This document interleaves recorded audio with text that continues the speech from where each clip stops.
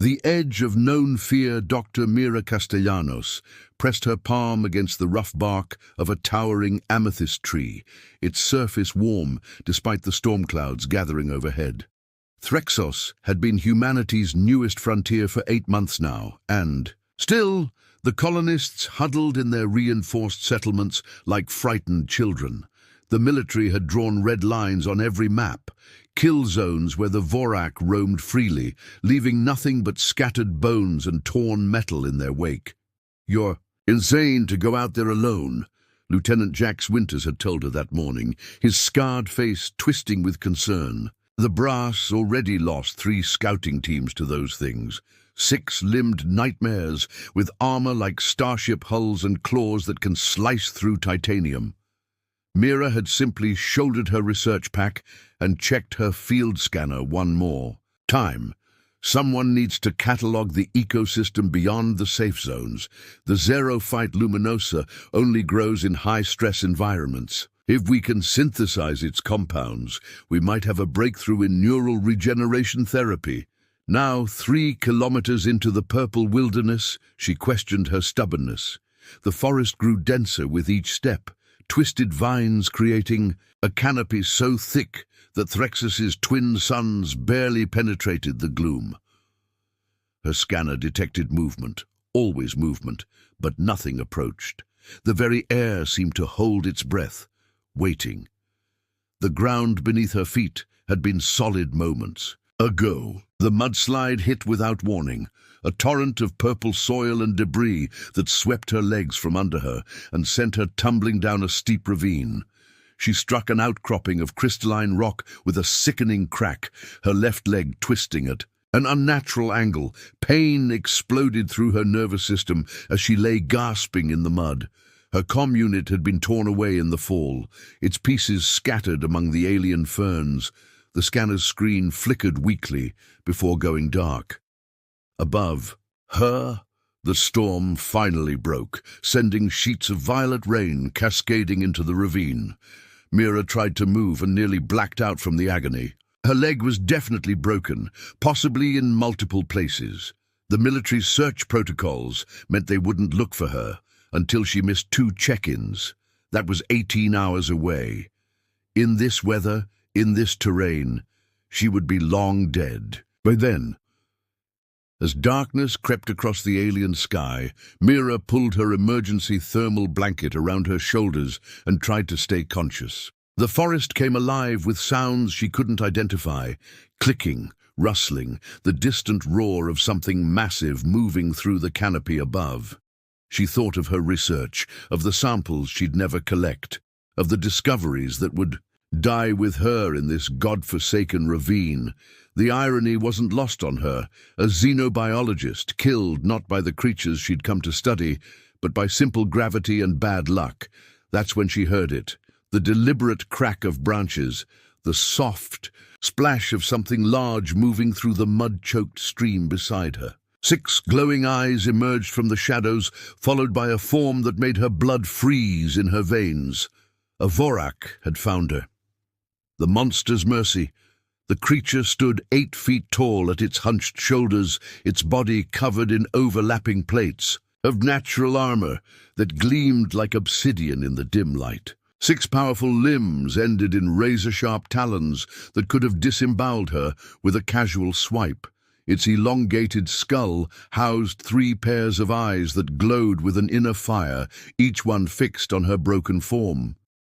Mira had seen the aftermath of Vorak attacks, the settlement walls torn apart like paper, the evacuation shuttles reduced to twisted scrap metal. Every briefing had emphasized the same point. These were apex predators, driven by an insatiable hunger for destruction. They showed no mercy, no intelligence beyond the cunning of a perfect killing machine. But this one simply watched. Her! She pressed herself against the rocky outcropping, her broken leg screaming in protest. The Vorak tilted its massive head, studying her with an almost curious intensity. When she whimpered from the pain, those 6 eyes narrowed, not with predatory interest, but with something that looked almost like recognition. Minutes passed. The creature made no move to attack. Instead, it settled onto its haunches with surprising grace, its tail curling around its feet like a cat. The comparison would have been amusing if she weren't certain she was about to die. "Go ahead," Mira whispered through chattering teeth. "Get it over with." The Vorak's response was the last thing she expected. It rose smoothly and disappeared, back into the forest, leaving her alone with the rain and her confusion. She waited for the sound of returning footsteps, for the final attack that would end her suffering. Instead, she heard only the steady patter of precipitation and the distant rumble of thunder. 20 minutes later, it returned.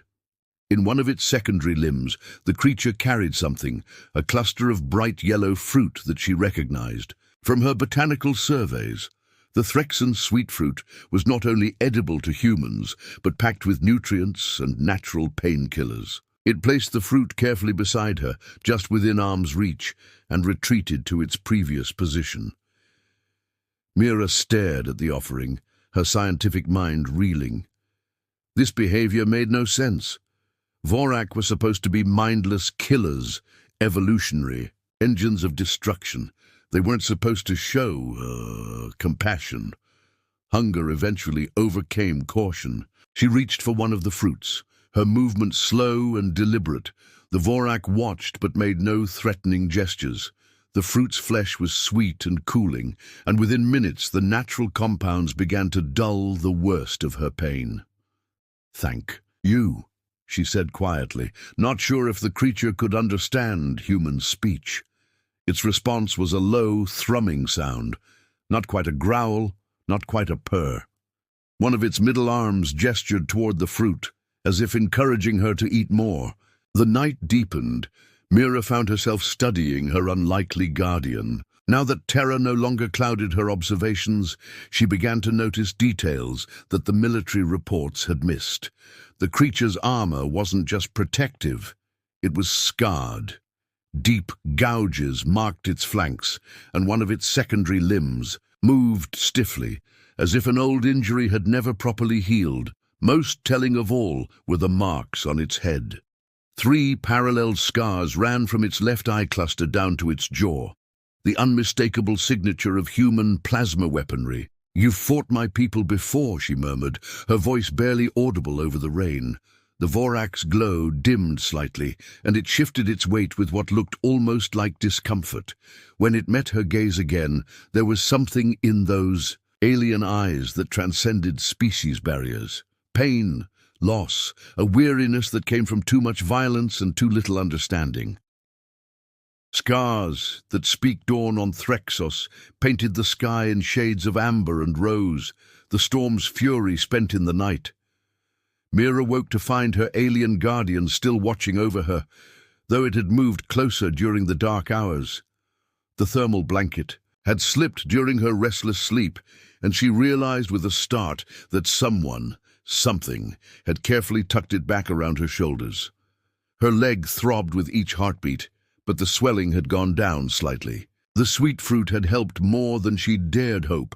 When she tried to shift position, the Vorak immediately perked up, its 6 eyes focusing on her with obvious concern. "I'm okay," she said softly, then felt foolish for talking to a creature that couldn't possibly understand her words. But the Vorak's response suggested otherwise. It made that same thrumming sound from the night before, and gestured with one clawed limb toward a small pool of clear water that had collected in a depression in the rocks. Fresh rainwater, perfectly clean and within her reach. Mira drank gratefully, studying the creature as it settled back into its watchful pose. In the morning light, the scars on its body were even more pronounced. Some were clearly old, raised ridges of healed tissue that spoke of battles survived. Others looked more recent, angry. Red marks that had not yet faded to the pale silver of ancient wounds. "What happened to you?" she whispered. The Vorak's glow flickered, and for a moment its massive form seemed to shrink inward. It lifted one of its primary limbs, the one that moved stiffly, and touched the plasma scars on its head. The gesture was achingly human. In its vulnerability, Mira's breath caught. You remember. You remember the fight." She pulled out her field notebook, one of the few items that had survived the mudslide intact. With careful strokes, she began to sketch the creature's form, noting the placement of each scar, the way it held its injured limb, the subtle changes in its bioluminescent patterns when different emotions seemed to surface. The Vorak watched, her work with obvious fascination. When she showed it the drawing, its 6 eyes widened, and it made a series of complex clicking sounds that might have been its version of surprise. "You've never seen a drawing before, have you?" Mira realized. "Your people don't make art." The creature leaned closer, studying the sketch with intense curiosity. One massive talon extended toward the paper, stopping just short of touching it, as if afraid to damage something so delicate. Mira tore out a fresh page and began a new drawing. This, when showing the Vorak not as the monster from military briefings, but as she saw it now. Protective, gentle, scarred by violence but not consumed by it. She added details that no human had ever been close enough to observe. The way its armor plates shifted color with its mood, the delicate membrane between its secondary talons, the almost flower-like arrangement of sensory organs around its primary eyes. When she finished, she held the drawing out toward the creature. "This is you. This is who you really are." The Vorak studied the image for a long moment, then did something that nearly brought tears to her eyes. It very carefully took the paper between 2 talons and pressed it against its chest, over what she assumed was its heart. The thrumming sound it made was different this time, deeper, more complex. A sound of recognition, perhaps even gratitude. For the first time since arriving on Threxos, Dr. Mira Castellanos felt like she was truly doing science. Not the kind that dissected and catalogued, but the kind that sought to understand. The kind that built bridges across the vast gulf between species, one careful observation at a time. She had come to this world looking for a plant that might heal human minds. Instead, she had found something far more valuable, proof that healing was possible between enemies who had never tried to understand each other. The question now was whether anyone else would believe her. When worlds collide, the rescue team's voices echoed off the ravine walls long before Mira could see them. Major Kane O'Loran's distinctive baritone cut through the morning air, sharp with barely contained worry and frustration. "Castellanos! Where the hell are you?" The Vorak immediately went rigid, its bioluminescent patterns shifting to a deep, pulsing red. It rose to its full height, positioning itself between Mira and the approaching sounds. She could feel the tension radiating from its massive form, not the predatory readiness she'd expected, but something closer to protective alarm. "It's okay," she whispered, reaching out to touch one of its armored limbs.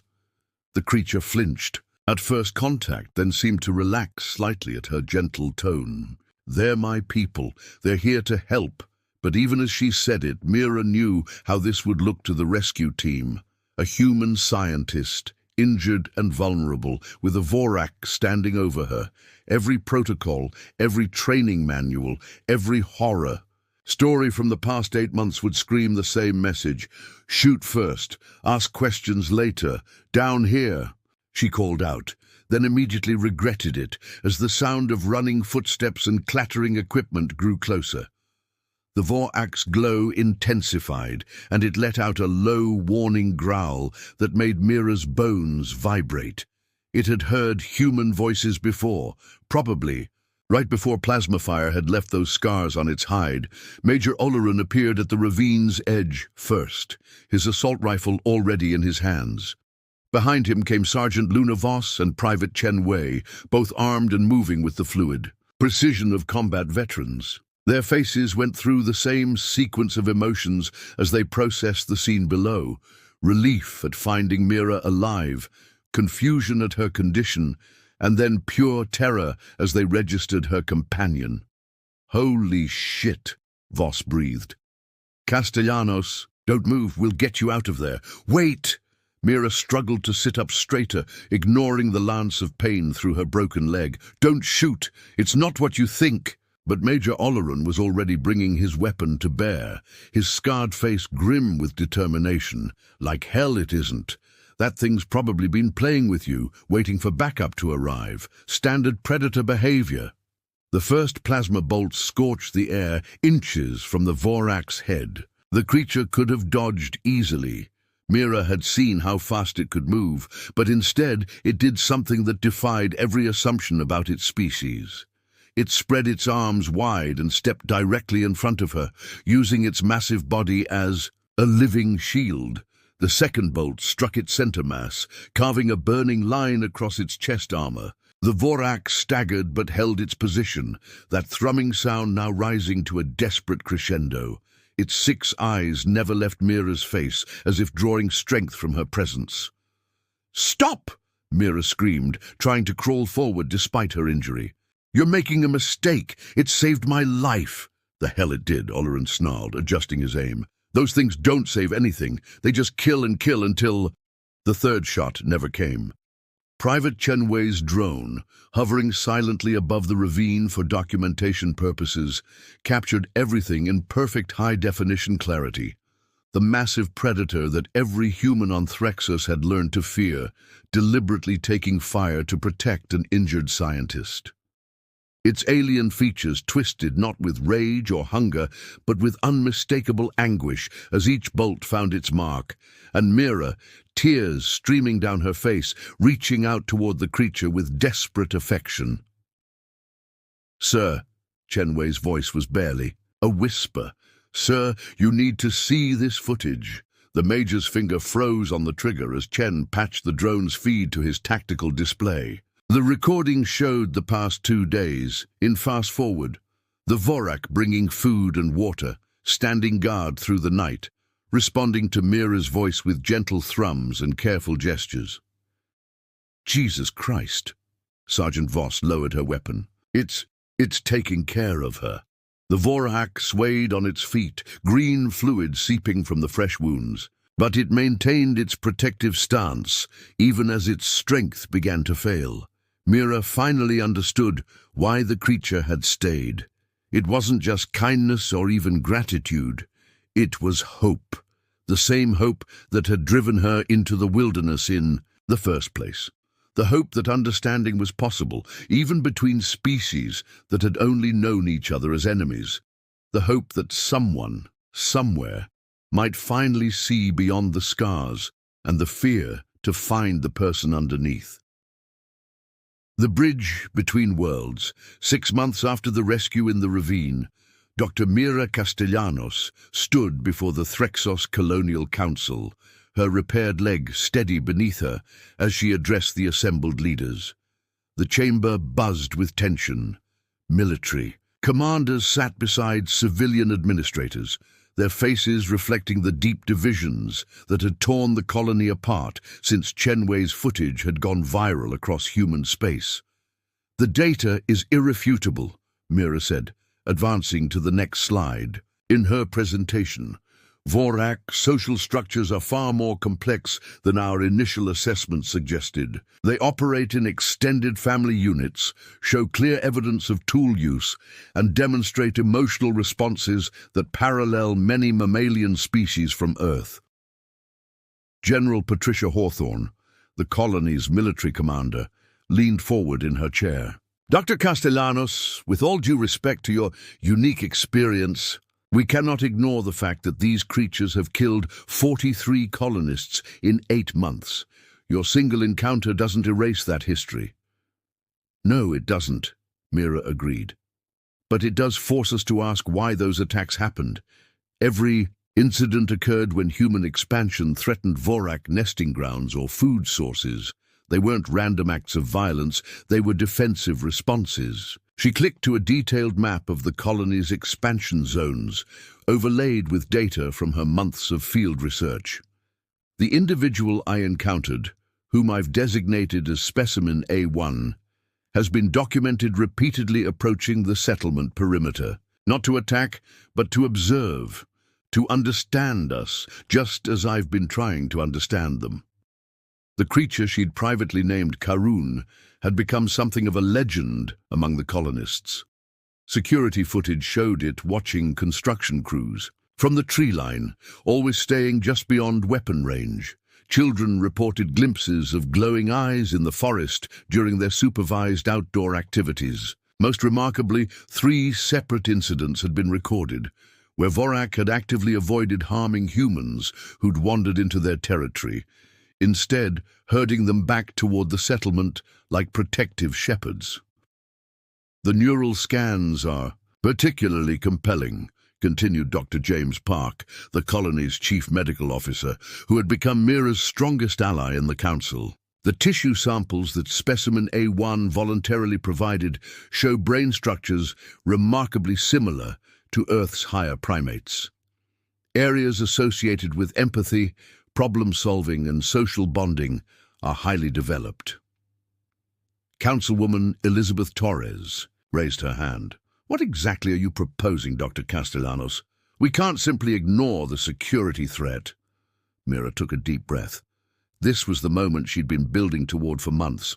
"I'm proposing a formal first contact protocol, a structured attempt at communication and peaceful coexistence." The chamber erupted in heated discussion. General Hawthorne's voice cut through the noise. "Absolutely not. I won't risk colonist lives on the basis of one creature's anomalous behavior." "It's not anomalous," Mira shot back. "It's normal.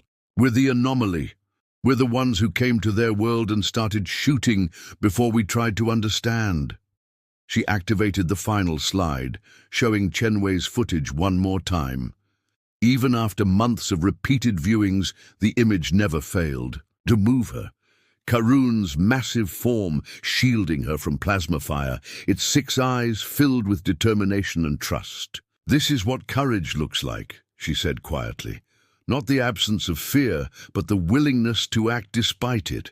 Karun had every reason to hate humans. We'd scarred them, driven them from their territory, killed members of their family group. But when given the choice between revenge and compassion, they chose compassion." The vote, when it finally came, was closer than anyone had expected. 7 in favor of Mira's proposal, 5 against. General Hawthorne's expression was thunderous, but she nodded curtly. "Very well. Dr. Castellanos, you have authorization for limited contact attempts. But any sign of aggression, any threat to colonist safety, and this experiment ends permanently." 3 days later, Mira found herself back in the purple forest, her research team maintaining a respectful distance as she approached the clearing where Karun waited. The Vorak's wounds had healed into new scars, but their posture remained as gentle as she remembered when she held out the peace offering, a carefully crafted sculpture made from local materials, depicting a human and Vorak standing together. Karun's bioluminescent patterns shifted to a warm, welcoming gold. The thrumming sound they made was deeper now, more complex. It took Mira a moment to realize what she was hearing, not just recognition or gratitude, but hope. The same hope that had driven her into the wilderness, that had convinced her to trust a predator when every instinct screamed against it. The hope that 2 species, scarred by misunderstanding and violence, might still find a way to build something better together. As Karun carefully accepted the sculpture and began to create their own offering in return, an intricate arrangement of stones and flowering vines, Mira smiled. The real work was just beginning, but for the first time since arriving on Threxos, she believed it was possible. They had taken the first step across the bridge between worlds, and on the other side she could see the faint outline of a future, where fear no longer defined first contact, a future where trust, not weapons, opened the door to the stars.